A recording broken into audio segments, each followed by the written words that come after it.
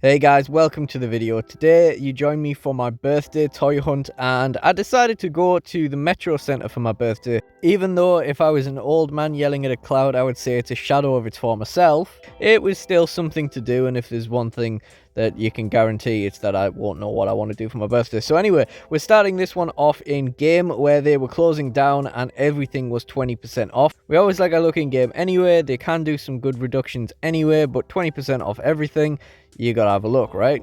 So we started off with the Lego section. Of course, they even had some very recent Lego sets, which is very cool, 20% off. But they didn't really have anything that I was after, which is a shame because 20% off Lego is always good. But they didn't really have any of the new Star Wars stuff.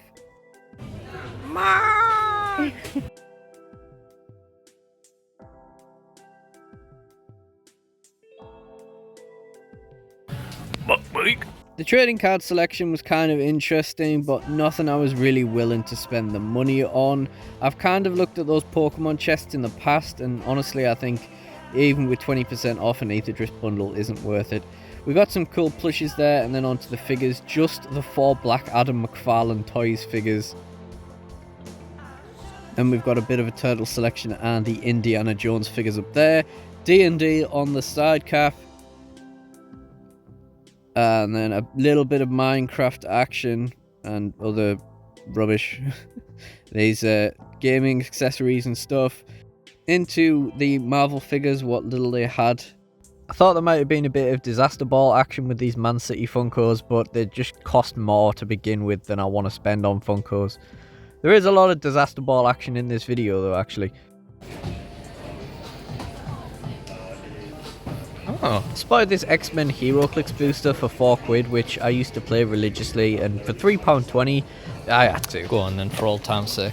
Rounding things off there with the stereotypical very small Hot Wheels section in a game, and then on to Be More Geek. There was some interesting Funkos in here. Honestly, I spend more time kind of looking at them like as a spectacle than actually seeing what is there. I mean, a good time to put the King of the Hill ones on sale. The reboot. Oh, look, Annie, one for you. Jordi Alba. Oh, loads of Jordi Alba. Sergi Biscuits. Suarez.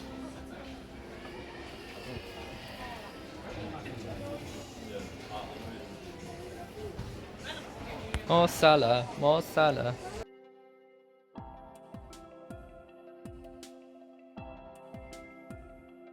Krusty Krab Pizza SpongeBob. Bet Liam would like that one.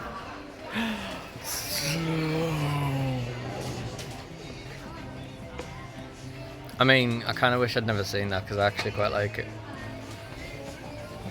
So yeah, Slowpoke very quickly became my new most wanted Pokemon Funko after crossing Munchlax off my list that very day, or rather I would later on that evening. And this Yoda Funko was a bit cursed. And we have this Power Rangers and Crash Bandicoot section. Honestly, I want them to hurry up with the Crash figures. My brother loves Dingo Dial, and there's very little Dingo Dial merchandise out there, so I need some figures for him or something. But you can see what I mean about how you just kind of have to stare at the walls, unless you're willing to spend all day looking at everything and, you know, willing to buy anything you do actually see. There can and will be anything behind anything in here as well, so you have to pore through them all as well. And anything could be there, and anything you do want might not be there, so it's like you just have a glancing look, and if someone catches your eyes, fair enough. It didn't look anything like them, but it's filling though. And we had a quick look at the music section before I gave up trying to document all the Funkos, and we headed to the next shop, which is the football shop, The Back Page.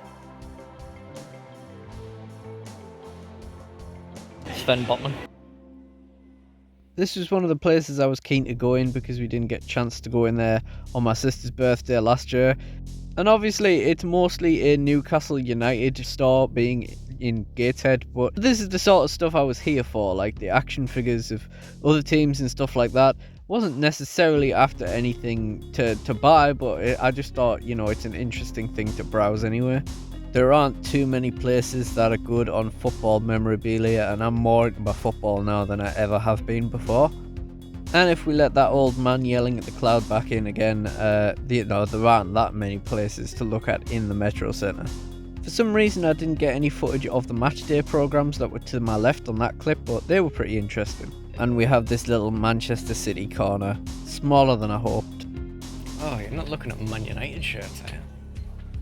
I actually think this Fulham cap's rather fetching.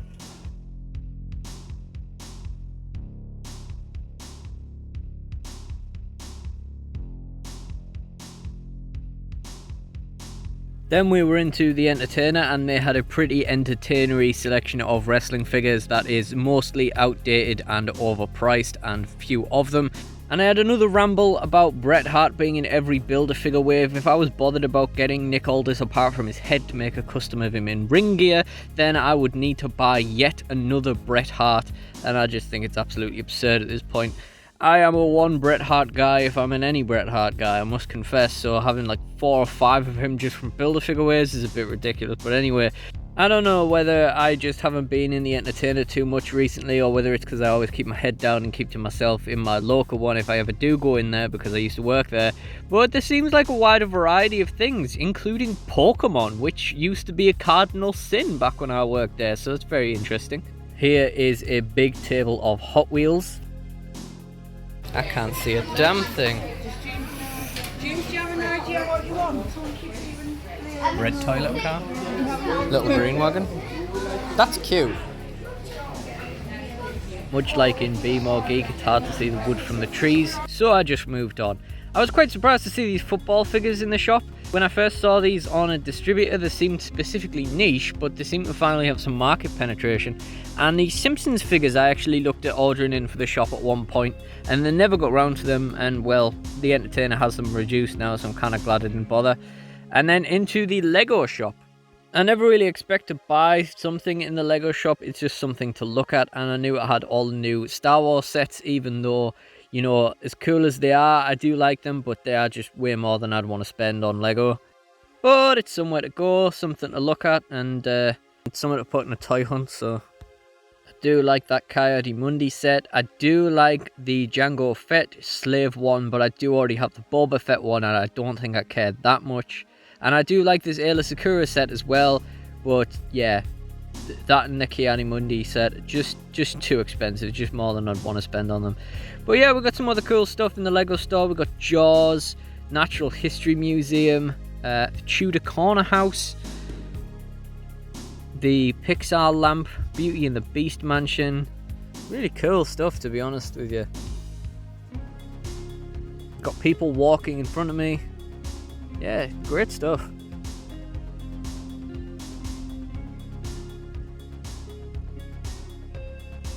It was cool to see the Krusty Burger in person as well, so you can see how small it actually is. I thought it was really cool when they previewed it, but it's so expensive, it's absurd.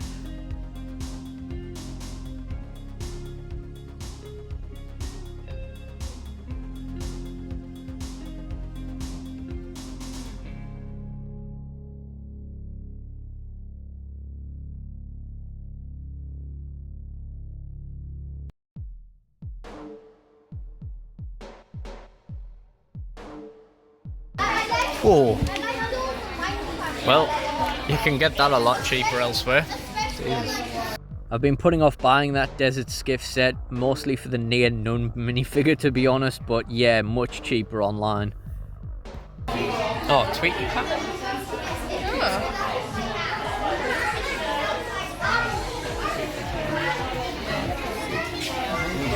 I mean, this side, that could be the best set of brickheads ever. Well, probably is brickheads.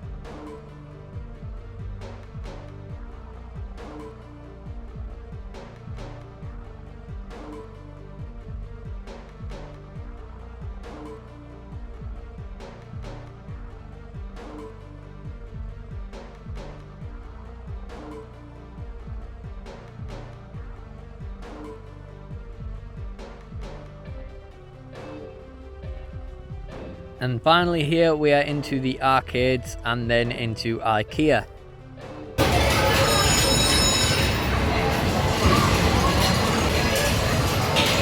Yeah? No? I gave you the old limp wrist.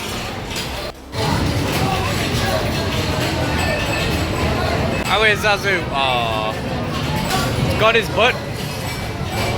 Oh.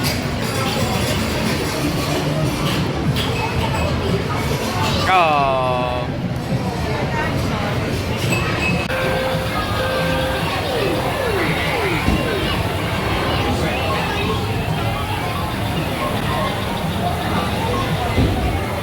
Oh. No. You got robbed.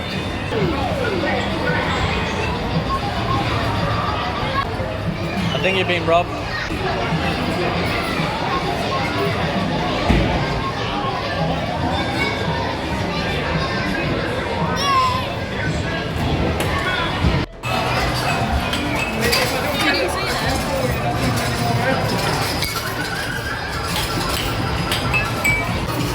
Oh, Annie. Nah. Hold on. That's very close.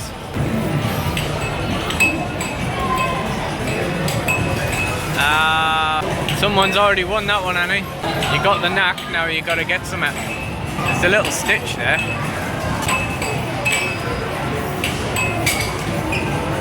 Here he comes. Oh. Here he comes. Oh, you didn't even get the same one again. I loved seeing these Pokemon tins in this machine because that is the optimal use for these repack tins. Tried Popeyes for lunch, so that was pretty cool.